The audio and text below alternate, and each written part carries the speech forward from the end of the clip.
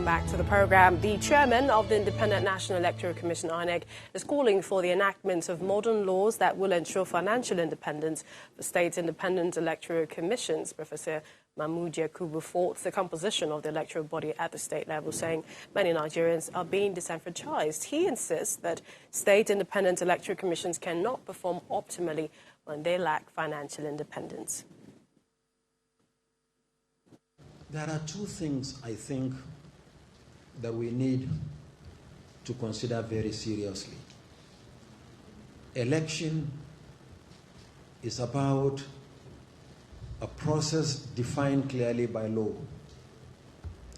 There were some discussions in the past that there should be a model law modeled on the Electoral Act to govern the conduct of local government elections nationwide.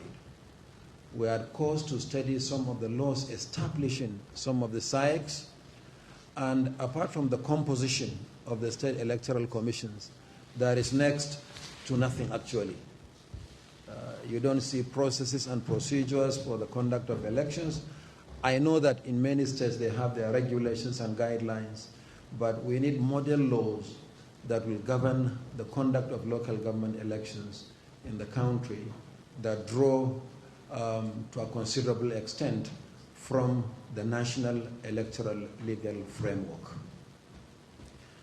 The second issue that we need to talk together is the independence of the electoral commissions cannot be guaranteed where there is no financial independence.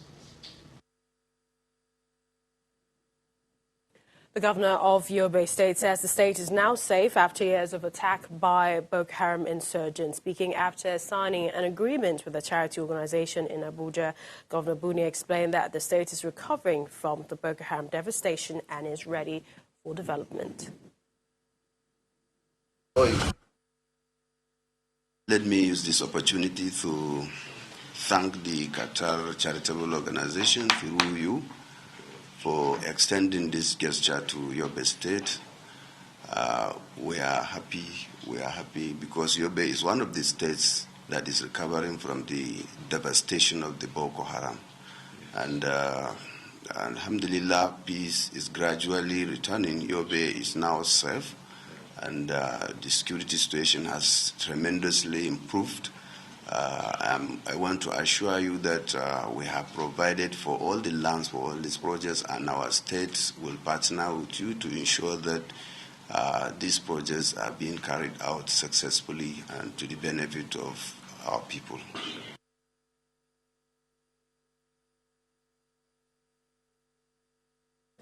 Well, the politics of Osun State took another dimension as the Social Democratic Party occupied crucial portfolios as commissioners in the cabinet of Governor Boyega Oyetola that were newly inaugurated. The swearing-in event took place at the governor's office, Osogbo, the state capital. 35 commissioners and special advisors were sworn in by the governor, some of which include the deputy governorship candidate of the SDP in the last gubernatorial election, appointed as Commissioner for Youth and Sport, also the Public Relations Officer of the Social Democratic Party, appointed as Commissioner for Political Affairs and Intergovernmental Relations. The governor charged the newly inaugurated cabinet to see themselves as one.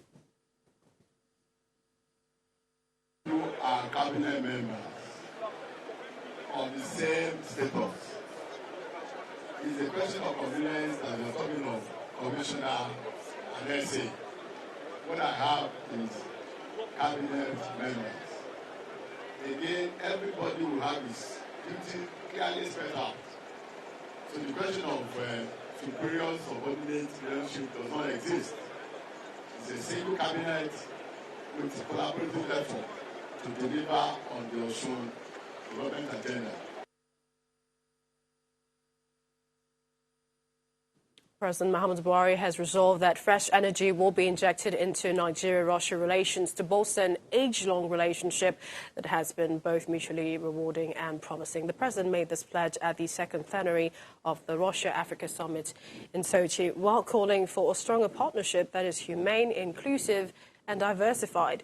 In a statement, the president said the initial warmth and harmony between the two countries would be revitalized so that citizens of both countries can benefit from socio-cultural, educational, technological and trade exchange. He pointed out that the partnership has recently extended to the oil and gas sector, as well as military and technical assistance in support of Nigeria's fight against Boko Haram insurgency, according to the president. As we live in an increasingly changing world driven by trade, technology and innovation, the time has come to inject new energy and pragmatism in Africa-Russia relations for the mutual benefit of both Africa and Russia. And the budgets to defence sessions continued in the Senate yesterday, with ministers and heads of government agencies expressing concern over inadequate budgetary provisions for critical infrastructure and running of the ministries. Our correspondent reports that some ministers were advocating measures to close the gap of inadequate releases and yearly deficit in capital budgets financing. Majority of the heads of federal government agencies who have been appearing at the National Assembly for budget defence sessions in the last few days, the story is the same. The 2019 budget. Poor releases of funds in the 2019 budget and inadequate allocation of funds in the 2020 budget. Capital expenditure. The Inspector General of Police makes this painfully obvious as he defends the budget of the police at the Senate. He paints a worrying picture of woeful release of funds for overhead in the 2019 budget, as well as extremely inadequate allocation in the 2020 budget. This is as Nigeria grapples with significant insecurity in virtually every part of the country.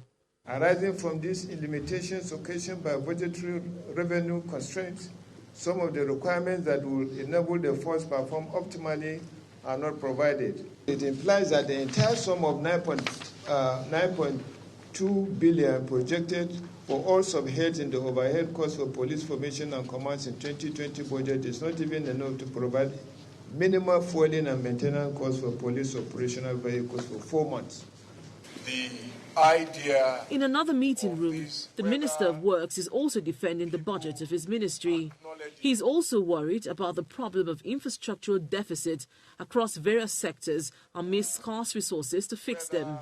He's advocating for the launch of a national infrastructure bond of 10 trillion naira to close the gap of fund releases and yearly deficit in the financing of capital budgets. If we launch such an instrument with a very competitive coupon rate, backed by law, as a very secure investment that people can put their money into, I think that is one way to entice, if that is the word, to inspire agencies like the pension funds to invest money in a secure government-backed instrument. Committee members appear to be in support of the minister's proposal for the 10 trillion naira bond, even as Mr. Fashola disclosed that as at October 15, 2019, only 53.3 billion naira was released to the works sector in the 2019 budget, which amounts to 23.88% capital budget performance. Linda Akibe, Channels Television News. And that's how we wrap things up this afternoon. I'd like to thank you for watching Lunchtime Politics. Don't forget to join the conversation on our social media platforms at Channels TV, at CTV Politics, #Lunchtime Politics. I'm Millicent Morgan. Have a pleasant day ahead.